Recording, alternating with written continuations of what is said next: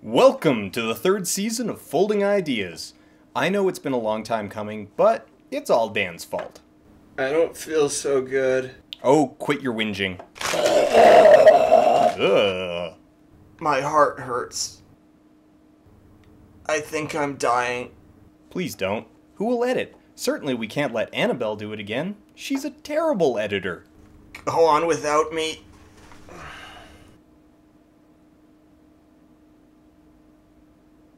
Prologue. Who, what, why? I want to talk about the Earthsea cycle by Ursula K. Le Guin, a collection of 5 books and various short stories, and the sci-fi original miniseries released by Hallmark in 2004.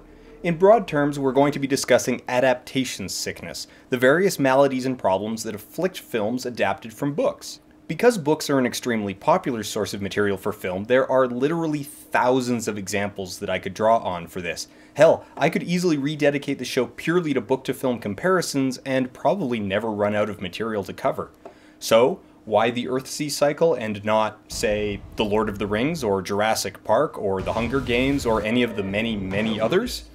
Well, many of the points that I want to make of movies doing a good job at adapting you're probably already familiar with. I'll reference these films to illustrate points, but I don't really need to spend much time explaining since a lot of it is self-evident if you're familiar with the films. Plus, the sci-fi miniseries is just terrible from start to finish, so we can have some fun mocking it. Like, seriously, this one is complete crap. Another reason that I'll confess to is that I'm personally a big fan of these books. And while they're certainly not unheard of, compared to Tolkien they're relatively unknown without a lot of mainstream traction. So promoting them is sort of my way of saying thanks to Ursula Le Guin for the amazing work she's done. The books are written for young adults, so they're not particularly long or difficult, but they address some challenging issues and are an absolute masterpiece of world building. Even though I'll be spoiling some plot elements, I will in no way be able to cover everything, let alone replace the experience of reading them for yourself. So just go, read them. Chapter 1. Books are awesome. Books are awesome. A lot of people talk about the death of books as a medium, but I don't think books are ever going to go away. They're just too great. A big advantage of books is that they let you tell any kind of story in any kind of setting, with few, if any, overarching financial limitations.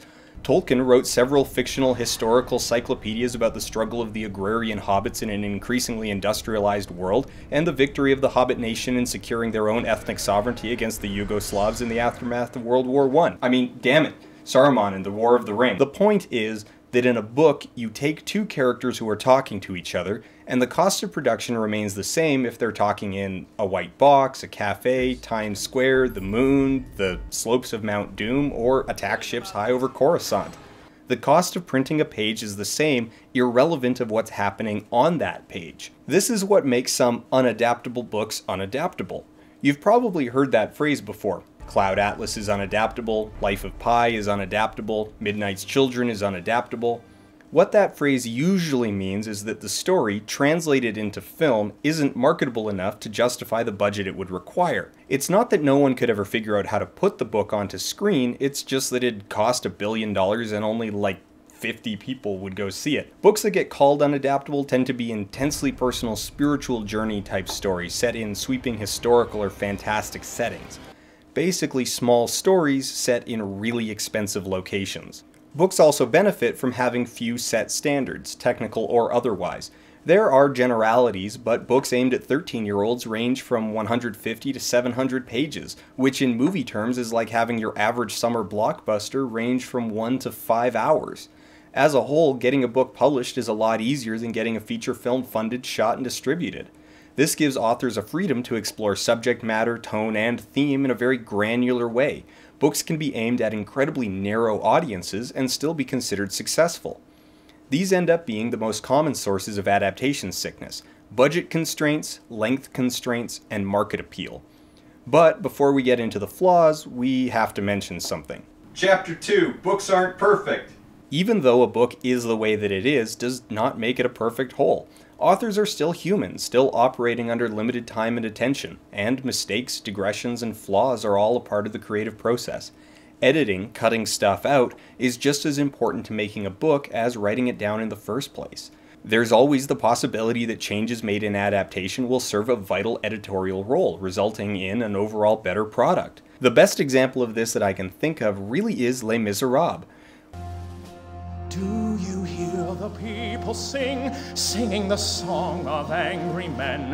It is the music of a people who will not be slaves again.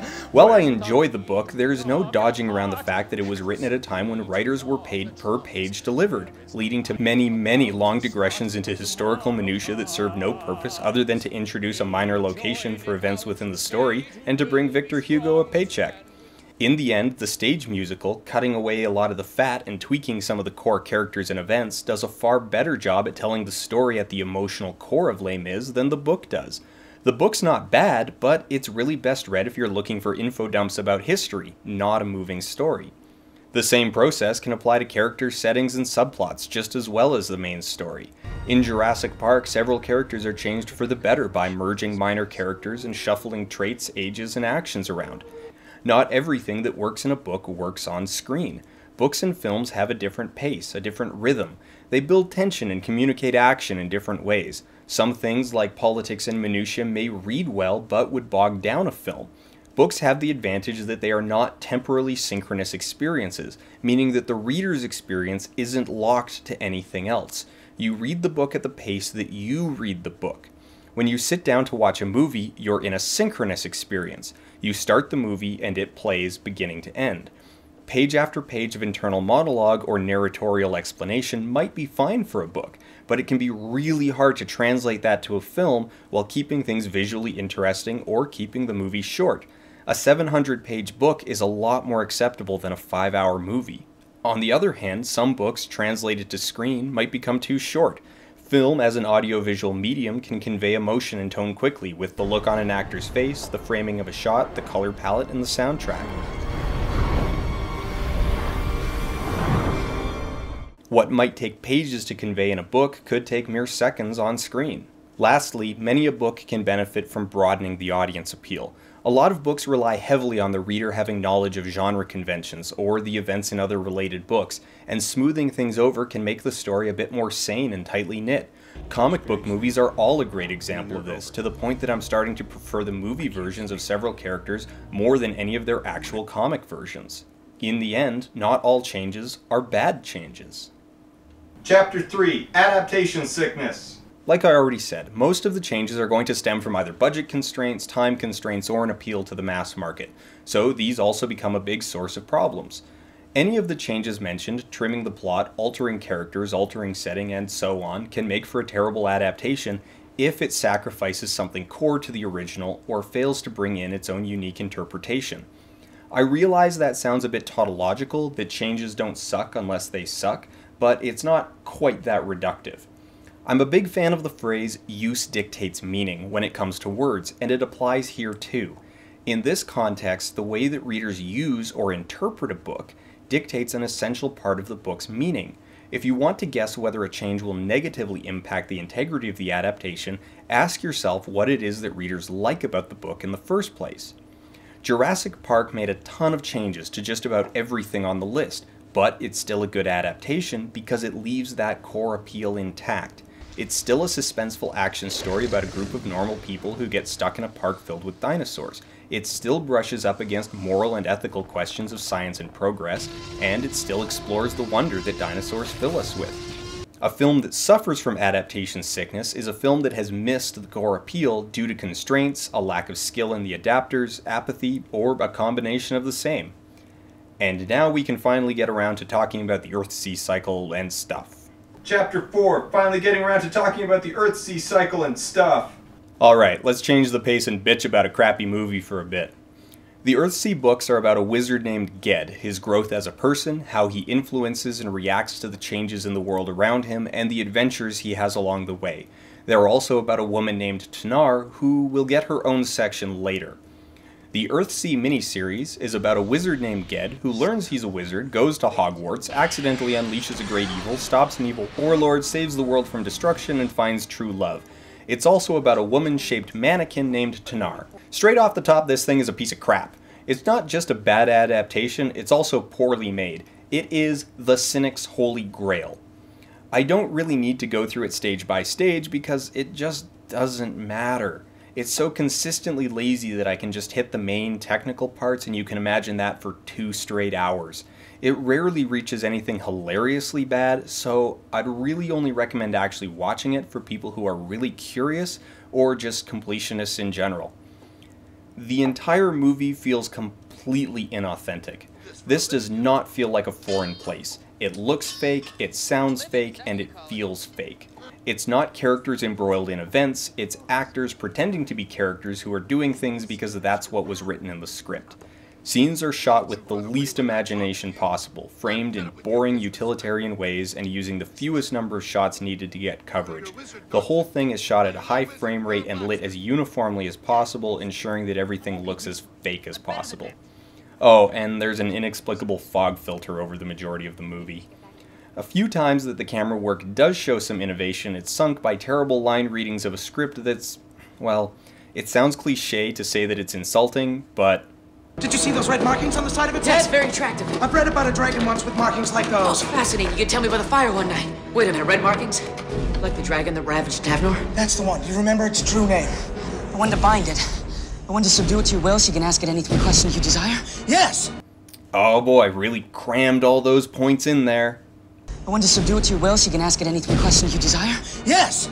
Also, the special effects look like crap, and the whole thing rings of cheapness. There is a scene near the beginning where Kargad raiders attack Ged's village. In the book, Ged defeats them by summoning a thick fog, creating the illusion of ghosts and apparitions in the fog, scaring the superstitious raiders off.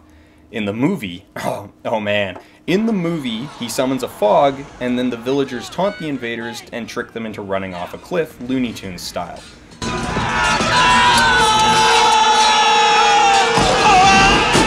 They don't even put much effort into hiding the fact that there's maybe, at best, a dozen invaders, and the fog is clearly the product of a couple smoke machines. The absolute best part of that scene, and by best I mean dumbest, is that at the end, after all the soldiers run off the cliff like morons, there's one more guy who tackles Ged off the cliff like 7 seconds after everyone else has plunged to their doom.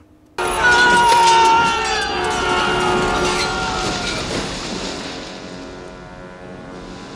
did it.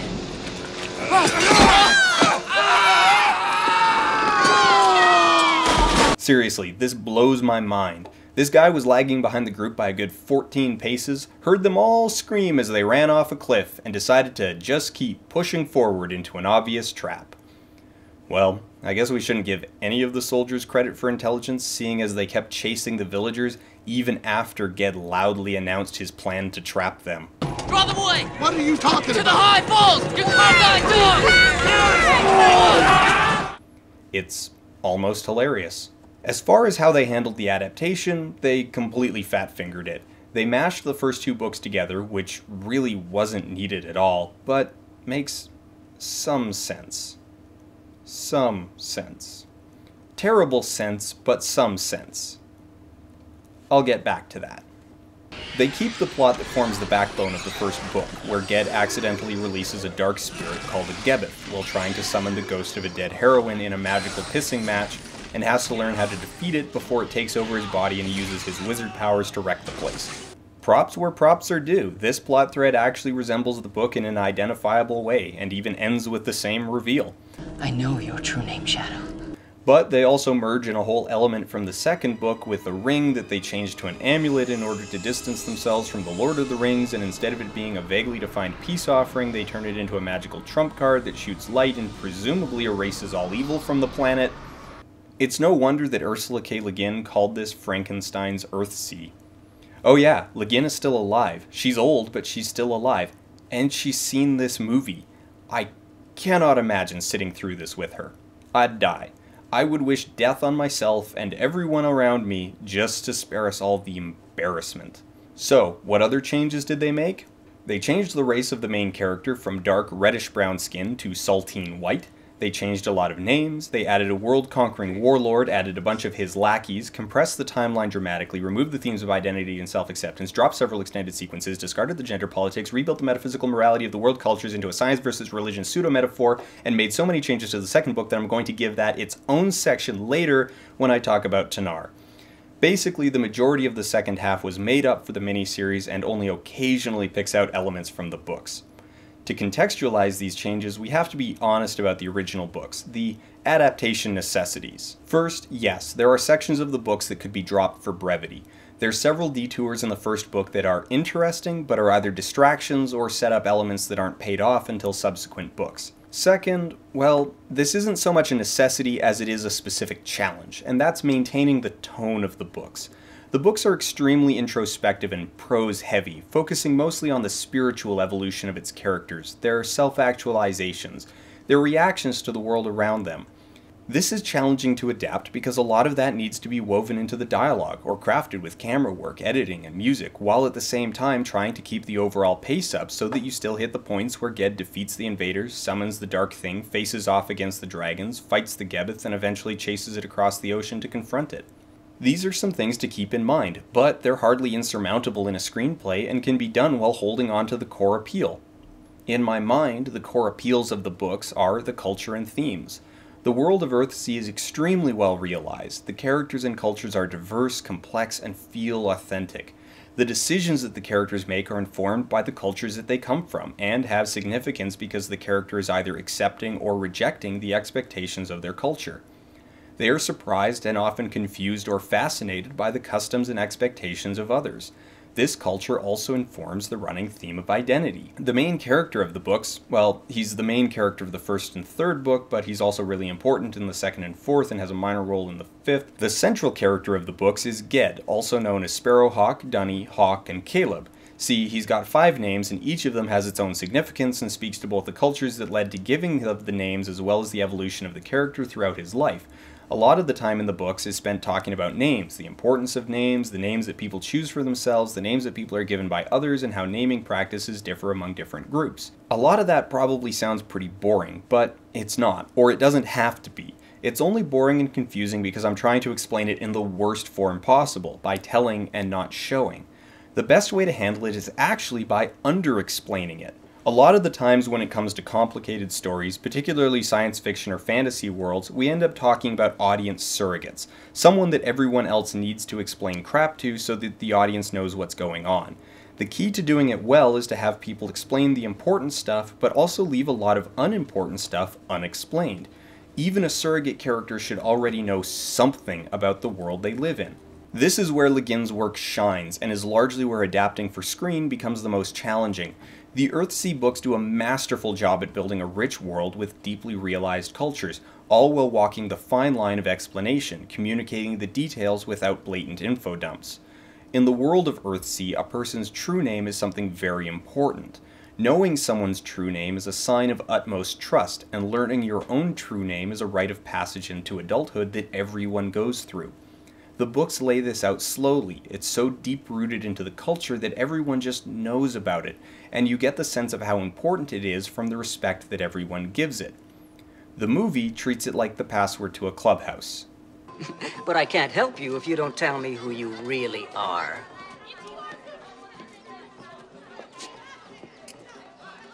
Sparrowhawk. I'll take your letter to the Archmagus. I said earlier that they didn't need to mash the first 2 books together, and I stand by that. The first book's plot is actually quite conventional, despite the introspective tone. Ged learns he's special at a young age, is raised by a mentor, has a run-in with power he can't control, is sent out into the larger world, studies magic, bites off more than he can chew, is humbled, hides from his destiny, slowly regains his confidence, and eventually overcomes his literal and metaphorical demons in the climax. It's the hero's journey to a T. Ged's spiritual journey is mirrored by his physical journey as he adventures from place to place. As he travels, he earns new names, a further metaphor on his evolving personal identity, meets new people, and learns new lessons. There's not really much reason to merge the first and second books together, especially since the second book takes place almost entirely in a single location and is focused on a very internal struggle. But I understand why they made that decision. I don't agree with it, but I understand it. They needed a love interest. Chapter 5, Tanara. Now let's talk about Tanara. This right here has to be the greatest betrayal of the books, and is a sadly common evil to be inflicted on adaptations in general. I'd say it fits under audience appeal, but really I'd put it under hedging the bet. They turned Tanara into a doe-eyed, naive priestess, love interest, rescue victim who teaches Ged to follow his heart or some pointless bull like that. She's all good and pure and perfect, and the evil people conspire against her, and she gets locked up, and Ged saves her, and they fall in love, and they save the world because their love is just so pure and perfect. And seriously, screw this change! Just hold it down and smash its toes with a ball-peen hammer. The writers deserve to suffer for this one. Who is Tanar? Tanar, also known as Arha, is the principal character of the second and fourth books in the series. Even though she is the protagonist when we first meet her in Tombs of Atuan, she is not the good guy. She is the nascent high priestess of Atuan, a cult of women and eunuchs that serve and protect the nameless powers of the earth in their lightless death-trap tombs out in the desert. The Order steals her from her mother shortly after her birth, and they take away her name. The new name they give her, Arha, means the Eaten One. She is offered as a living sacrifice to dark gods. Dan, get up. Read from the book. Oh, let the nameless ones behold the girl given to them, who is verily the one born ever nameless. Let them accept her life and the years of her life until her death, which is also theirs. Let them find her acceptable. Let her be eaten. Other voices, shrill and harsh as trumpets, replied, "She is eaten. She is eaten." That is Tanar, the one priestess of the Tombs of Atuan, highest of all high priestesses of the Kargad lands, one whom not even the God King himself might command. That is Tanar, not this. I'm so pleased for you. I remember when you first came here. A lost, frightened little orphan, full of questions. You were a charming little waif. Thirsting for understanding. Wasn't she, Venerable Mother? Something horrible happened here tonight. Something beyond anything I've known. May I have faith, Preface? He brought my soul back from the brink, and a fetch's spirit has not yet left his body. I may be able to... Sorry, but this makes me actually angry. Here in the movie, she's demure, pure, virginal, and completely boring. The Sisterhood is changed from being the servants of the dark powers into being the gatekeepers of their prison. The tombs are reduced to a set piece that they name drop as if to let you know, hey, see, this is totally from the book. Tanar is turned from active agent into victim. She's framed for murder and does little more than pout. In the books, Tanar grows up in the darkness, revered as the chosen one of their dark masters. She has 3 men put to death by starvation. She tortures them by letting their torch burn out so they are left to die in pitch black. She has the bodies buried in the center place of their dark powers where, she says, her masters will eat their bodies. She meets Ged in the tombs where he's trespassing, hunting for an artifact, and traps him. She spends a good chunk of the book trying to decide exactly how to have him put to death for blasphemy. This aspect of Tanar, her fanaticism in her role as High Priestess, is central to her character arc. Ged challenges her identity as the Eaten One and suggests that she is not Arha, the priestess to false gods, but Tanar, the little girl who was stolen from her mother. Tanar's struggle is a crisis of faith and a crisis of identity, and the way that she reacts to that crisis, the way that she integrates them into herself, are what makes her an amazing character. Where a Wizard of Earthsea uses a world-spanning journey as the metaphor for Ged's evolution, the Tombs of Atuan uses a maze full of hidden treasures, world-changing secrets, and even darkness as a metaphor for Tanar's evolution. Ged brings light to Arha's maze, and from that she learns things about herself that she never knew. What they did was strip all of that out and throw it away purely to insert a love interest into the story. Epilogue! There's one big change that I haven't dwelt on all that much, but they invented a new character, Tygath, a warlord bent on world domination. I haven't said much about him because there's not much to say. I mean, world domination. There, you can already guess everything he says and does. Presumably they added him in order to up the ante, to raise the stakes, but he's pointless. There's no need for him. Hell, even within the mangled story of the miniseries, he's redundant with the Gebeth. The crappy effects I can forgive. The cheap cinematography, the lack of extras, the lame acting, the fake look, I can forgive. The script, I can't forgive. Its unending badness shows off a ham-handed disregard for the source material, a casual and blatant exploitation of the books purely for a tiny bit of brand name recognition. This is just about the absolute worst an adaptation can get, as it shows zero respect for either the source material or the audience. It's not a script caught between a rock and a hard place, it's a script mangled by filmmakers who just didn't care. Bottom line, miniseries no, books yes.